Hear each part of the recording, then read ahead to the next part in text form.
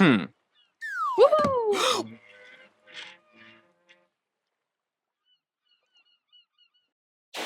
So, are you ready for our next and final deadly sin? Yes. You're going to love this one. You know it. You've already said it. I do. What is it? Me. You. Sloth. It's sloth. Sloth.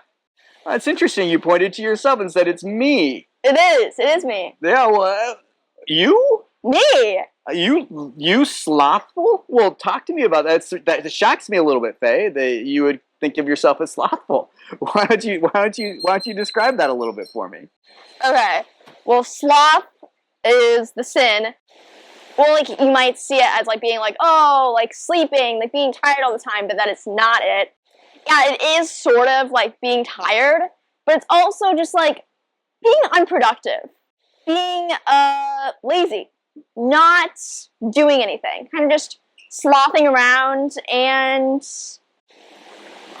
not being a good member of society. Well, Faye, I have to admit that these two deadly sins that we've ended with, that being gluttony and sloth, are both sins that I can highly relate to. So I'm part of the sloth club. I mean, wow. I don't, and it's to some degree, I feel like they're almost related. Yeah, no, like, whenever I hear, like, the list of the 7 deadly sins, I'm like, okay, so there's, like, pride, there's wrath, there's greed, and there's sloth, and there's gluttony, and it's like, okay, yeah, those two, they're like, yeah, there's like, they feel like they're the same, like, not the same, like, in the same category. They're in this, there's some connection between them. There is. So let's start with that.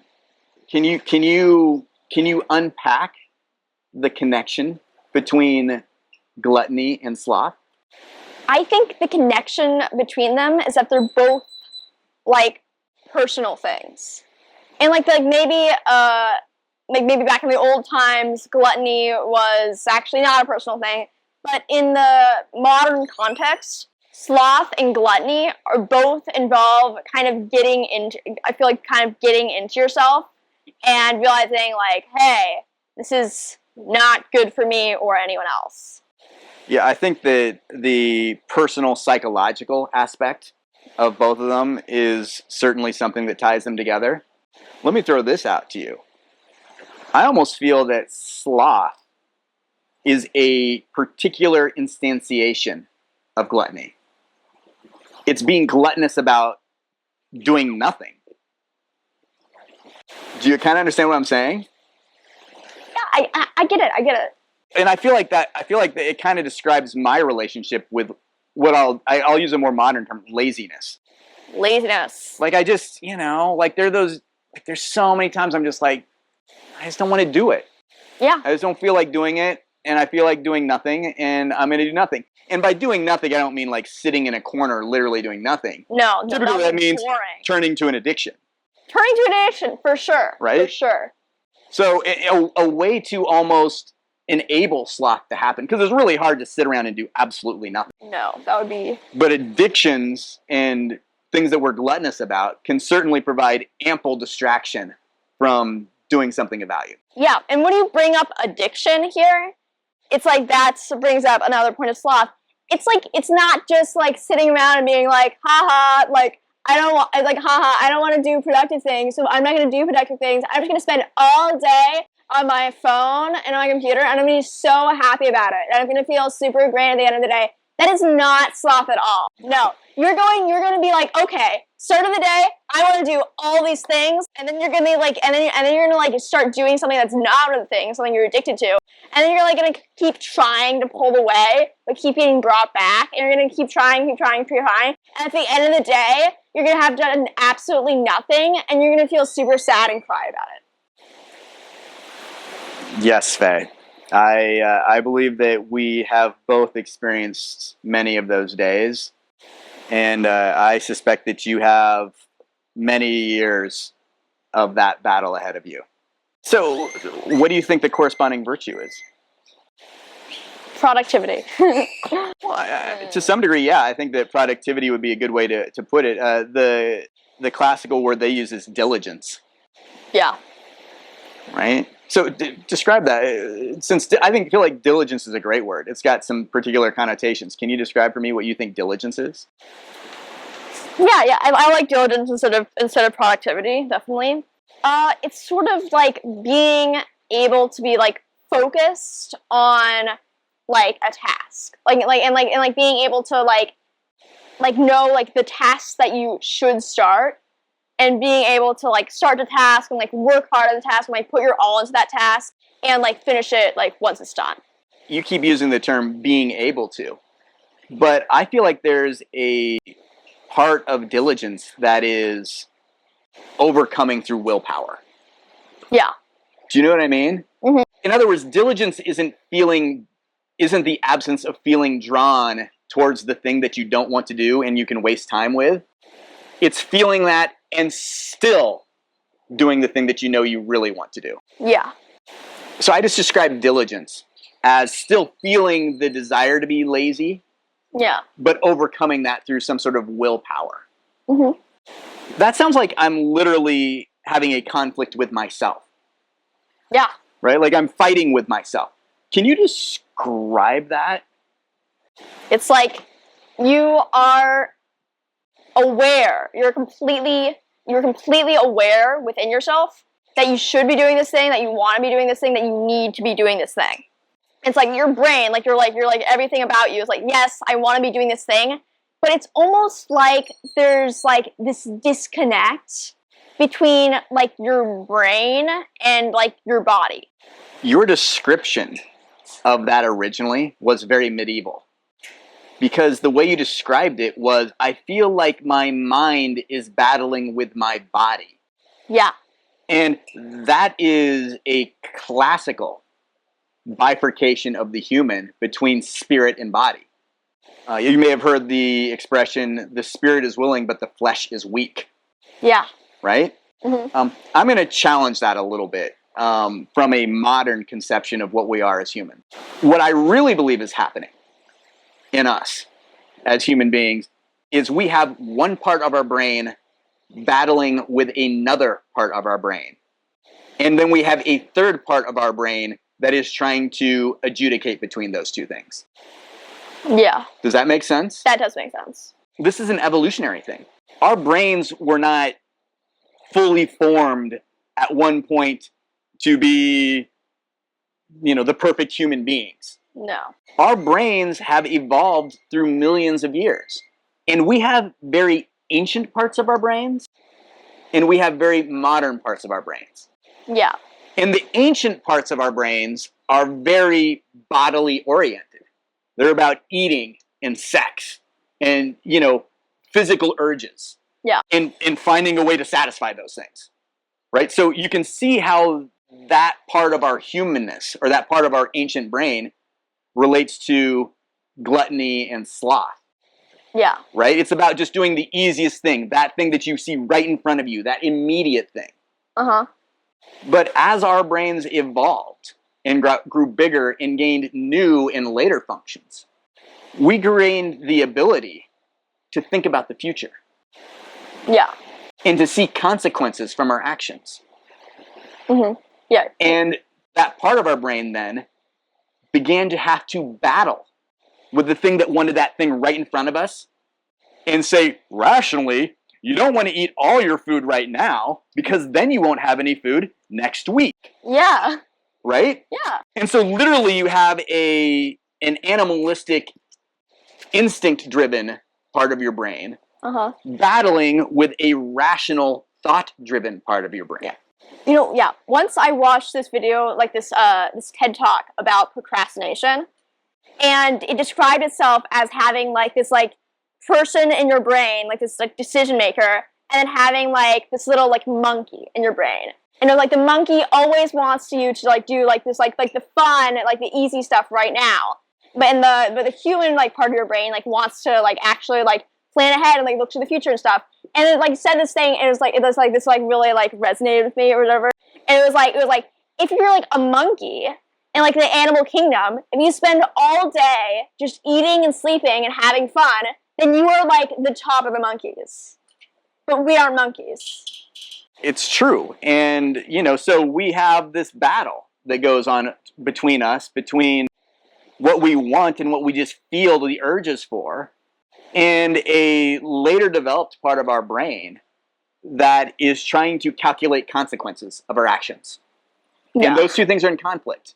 And so the reason why I think this is important is that in the classical bifurcation of us between spirit and body, there's a part of us that's evil, right? It's like the body is evil. The body has always been considered evil. And that ties into sexuality and everything that is bodily. And that I don't think is right. No way. They have different purposes. Different purposes. And they're both designed to help us survive. So they're both battling to perpetuate the species to some degree. But they both have different perspectives on how to do that. And we're the lucky people who get to experience that battle. Like the classic bifurcation in all of classical morality, spirit and flesh, is really two parts of us that we're experiencing as human beings. And it's that struggle that we're experiencing and we call life. Throughout the 7 deadly sins, all the talks we've had about the 7 deadly sins, we have been talking about it's how Christianity and spirituality and the ancient thoughts about the 7 deadly sins and stuff. They came from something, they didn't just pop into existence. People didn't just suddenly decide to make them up one day. They actually are the majority of them are they are real. They are actual, real, completely true things that came from genuine struggles and ways to overcome those struggles. And it seemed back then their goal actually was to try to. It's kind of trying to live a good life. So we've discussed the personal side of sloth. But as we've come to understand, there's often a social element to these 7 deadly sins. Describe for me sloth from a social perspective and why it might be prohibited. Well, especially in America, when it's the ultra capitalist thing ever, productivity is your number one priority. From day one, they are told, okay, you need to be productive. And it's everything is so fast paced and everything is so focused on doing your working your hardest all the time and never taking a break at all. It's almost, I feel that's almost also related to overconsumption. In America especially, but also just capitalism, and America is the ultra center for capitalism, productivity is the thing that is empathized over literally everything else. And it is told that is the way to be successful. We can have a conversation about capitalism, and we certainly will have that conversation. I'm not going to fully get into that now, but I will say this. The connection you make between overproduction and our focus on production is true, is real. And they feed off of each other. They do. And the way that capitalism does this is it will create a need that wasn't really a need.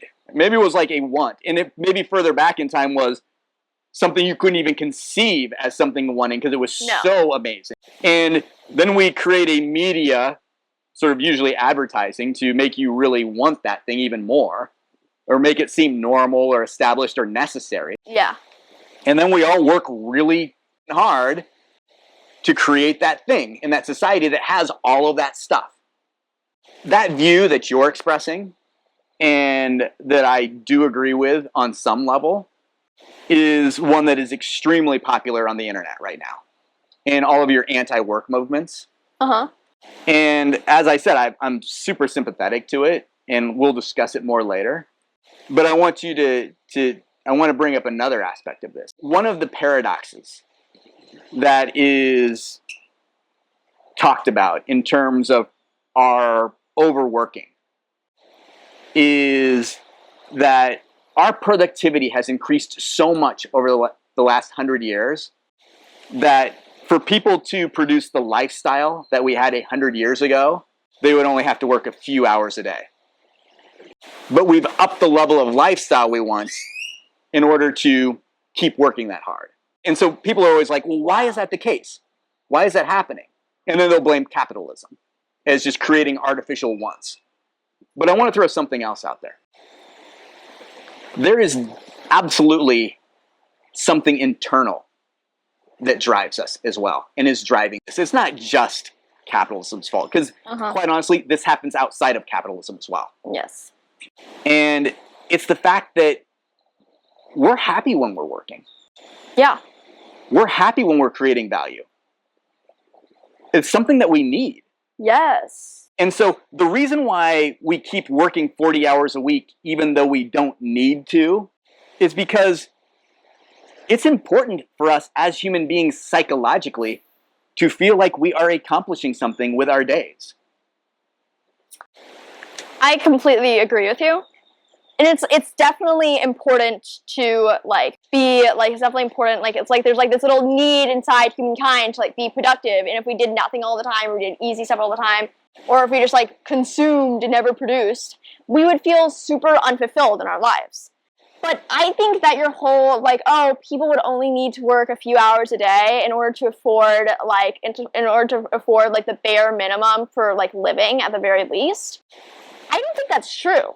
I think that there's definitely like an internal source of like joy that comes from productivity. But I also think that as productivity has increased, the level that you need to work in order to be able to be living at all has increased as well. Especially when considering like inflation and like the minimum wage and like the least amount you can get paid is generally not the amount that you're able to live off of. And like especially considering like the way that like housing prices have rose, and so it's super duper hard to like be able to get a house or get an apartment or even to afford rent like just month to month. A lot of people are working as hard as they can, are working into this super hyper capitalist productivity thing, and they're still living paycheck to paycheck and occasionally failing to get their needs met at all. Well, and you bring up a super important point, and you're correct. I was oversimplifying the picture. You are correct that as the system plays off of itself, and maybe it starts off innocently, right? That we just want to be fulfilled as human beings, right? By being productive. We create a society in which you have to be productive just to survive at a certain level. Yes. And that you actually have to be hyper productive even to survive. And that's where the anti-work movements come from. Yes. So let's evaluate this one. Does sloth lead to the bad life and diligence lead to the good life? Is it a real virtue and sin? I think that when considering like the internal battle, like when considering your monkey brain versus your human brain, the ancient brain versus the modern brain, and considering like how hard it genuinely can be for you to force yourself or attempt to force yourself into doing the things that you genuinely want to do and need to do, sloth is definitely a sin and diligence is definitely a virtue. But when you're looking at it through a societal view, when you're looking at it through the view of capitalism in America and the constant overproductivity that is encouraged by everyone in all of society, that is when diligence becomes more of a sin than sloth. Well, there you go. I think that's a great way to sum this up, and I fully agree. And we're going to get into it. Believe me, we're going to talk about social systems and how they're formed and why they're formed and how they feed back on us in negative ways.